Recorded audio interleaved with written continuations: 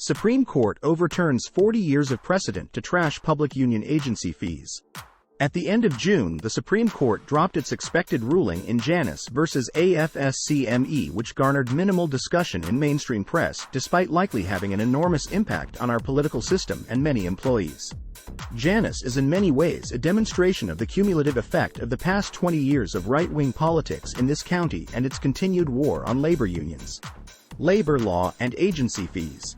The issue in Janus involves state laws requiring employees of a public employer, such as the city and county of Denver, or a Colorado school district, who are part of a bargained unit but not union members, to pay partial fees for the benefits received from the union's bargaining activity. Under federal labor law, employees in covered employers can elect a union to represent the workforce as a unit to bargain over the conditions and benefits of employment. These are employees who share work duties for which it makes sense to have a single representative.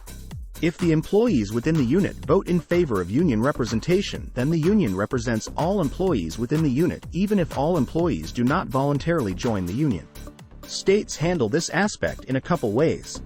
In supposed right to work, states' employees do not have to join the union or pay union dues even if the union represents them, and the employees receive all the benefits of the collective bargaining agreement struck by the union and employer. Although this can seem unfair, keep in mind that employees receive the benefits of the union's bargaining of the CBA plus continued representation when issues arise under the agreement. The union has no choice under the NLRA but to represent all employees. So either state law requires the employees to pay for the benefits received from the union, or the union eats the cost of helping its dues-paying members. Right to work laws and agency fees. As a compromise solution in right-to-work states, unions can charge non-members within their bargained units agency fees. Agency fees are a reduced payment from full dues paid by non-union employees in the bargained unit to cover the costs incurred by the union for work performed on behalf of the non-members.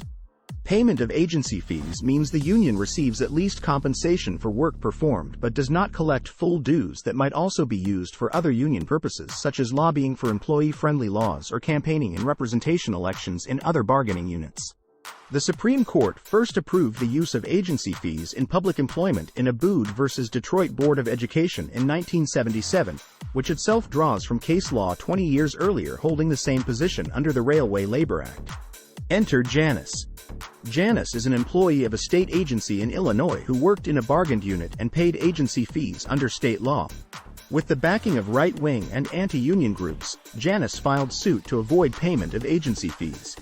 The primary thrust of the lawsuit alleged the agency fees violated Janus's First Amendment rights because the state law requiring agency fees is a government action requiring him to give money to a group that takes political action against his particular views. In other words, it is compelled speech.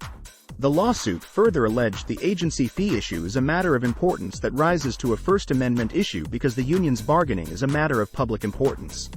When unions bargain on behalf of public employees, the union affects government decision-making and financing.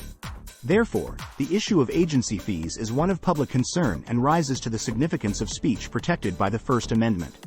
Supreme Court weighs in, overruling Abood. With a conservative majority, labor law observers expected the Supreme Court to overrule Abood and strike down agency fee laws, which is exactly what the court did. The Janus majority opinion reads as a barely disguised criticism of public unions and sets up what is the beginning of a broader attack on unions under the First Amendment. The bulk of the majority opinion relies on this chain of thinking.